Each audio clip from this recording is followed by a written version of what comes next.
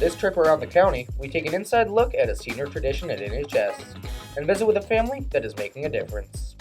All this and more on this trip around the county.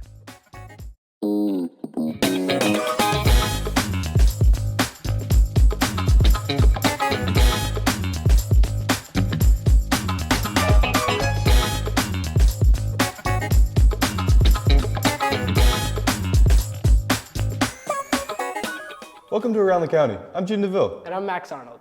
On Around the County, we take you to places you may have never been and introduce you to people you may not know. Noblesville has a variety of traditions that go along with the high school experience. And one very special tradition that's been around for decades is the making of senior chords.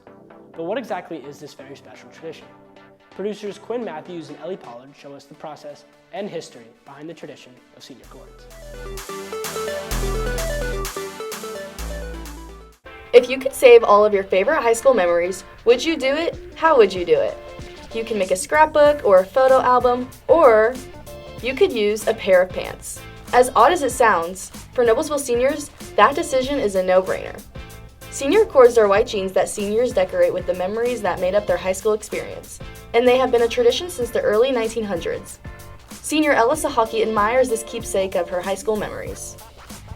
I do like the chords because it's something that you can have for years and stuff like that. I might forget some things that I wrote on there, but I think it's fun. My teacher has his chords and he showed us his from 1988, and it's I don't know, I think it's just really interesting to see to be able to remember what you were into.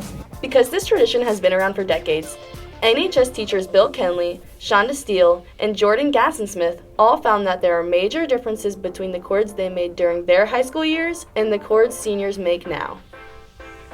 You guys do more writing, right? More writing, a lot more on there. And the fact that boys rarely do them now. They are way fuller than they used to be. When we did them, we would put things here or there, but there's a little bit of white space and you don't see that anymore. Students nowadays are so much smarter for using marker. I don't know why everyone back then used puffy paint, because it took way too long. For Gassensmith and now senior Caitlin Keenan, this process of putting their chords together was extreme. I procrastinated a lot. I woke up really early the morning of homecoming and just grinded out a solid 3 hours of work right before I came into school.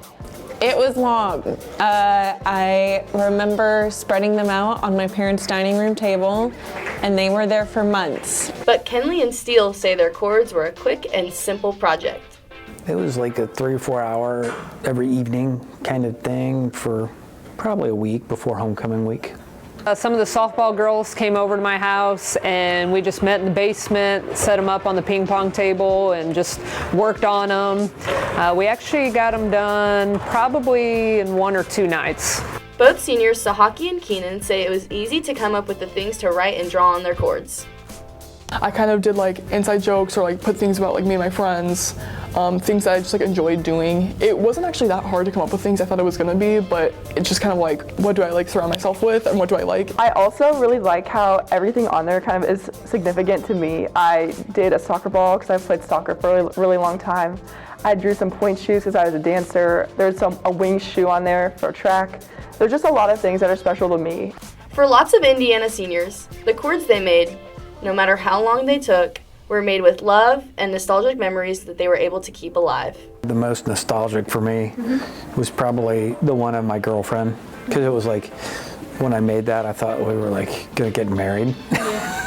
Forever, whatever. Our junior prom was quite the adventure. We were the last ones left downtown. Our limo didn't pick us up. When it did, it wasn't big enough for all of us. So we had people sitting on the floor, sitting shotgun with the limo driver, and then it broke down just outside of downtown. So we were stranded at the gas station. So I've got some memories from that prom on my chords. The AS for Alphabet Soup, which was a creators club, a writers club that met at Noble Coffee and Tea every Thursday. Thinking about giving it a try and making your own chords?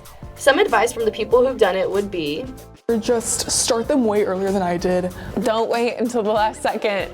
I had a few of my seniors tell me I still have to do my chords tonight.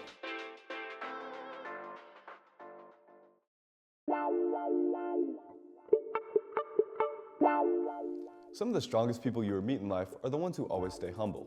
And one Noblesville family is the perfect example of this. Producers Aiden Colbart and Jackson Rush introduce us to the Shinemans, who are inspiring their community with their courage.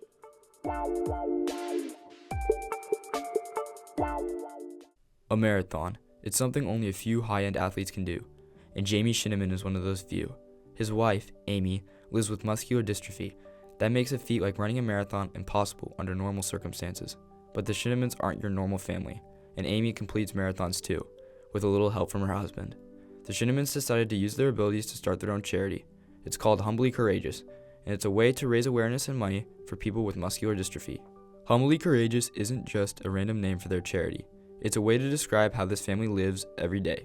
Kind of the purpose behind why I chose that is that I've lived with muscular dystrophy my whole life, and I feel like I live with humble courage. Like, you have to have courage to go out and pretty much in public or to do anything really, because people look at you differently, or it's just hard. So I think that I've tried my whole life to be humble and go about my life in a courageous way, and so those things kind of came together.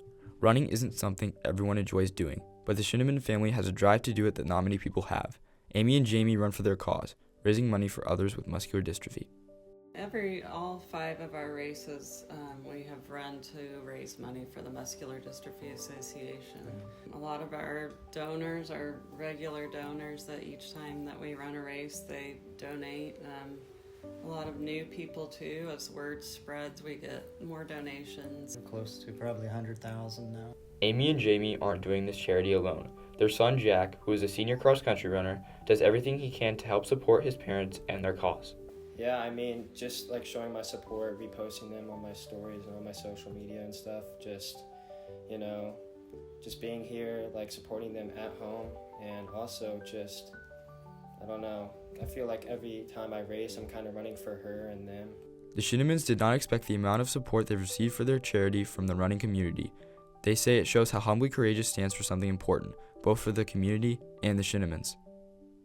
Yeah, I like to do the fundraising and the awareness stuff through social media, and so I started it out almost like a bingo card and put people's faces on it with us 4 in our family, and then it just kind of started growing from there. I think people, as they saw, oh, they're going to run, that maybe someone else joined in to want to run with us. We ended up doing hats like this, and we bought shirts, like designed shirts for that race, and if people donated.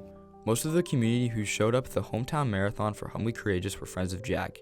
He says seeing all the support for his parents was something truly special. It was just awesome to see. I mean, seeing how all my friends were able to understand, like, what my mom goes through and what my parents are trying to do is just awesome to see, and like seeing them all go out there and give it everything they have for the cause is just, yeah, I mean, couldn't ask for anything else. Jack says having such a strong person in his life, and that person being his mom, is a gift. Amy is a big inspiration for everyone that she meets, but the people she inspires most are her kids and her husband. Well, she inspires me a lot because just seeing like how she's never been able to run and how she's switched from that to making it to a way that she sort of can be able to run, be in at least the running atmosphere and getting a medal for the marathons and stuff, kind of feels like she's also doing the work. The courageousness that she does every day is she does a marathon every day, just in getting out of bed, putting her feet on the ground, and trying to make one step ahead of the next and get through the whole day. It takes a lot of courage to get up and do that, and just be worrying about that all of the time. So she's, she inspires me in everything that she does. She inspires our kids, and apparently we're inspiring other people too with the things that we do.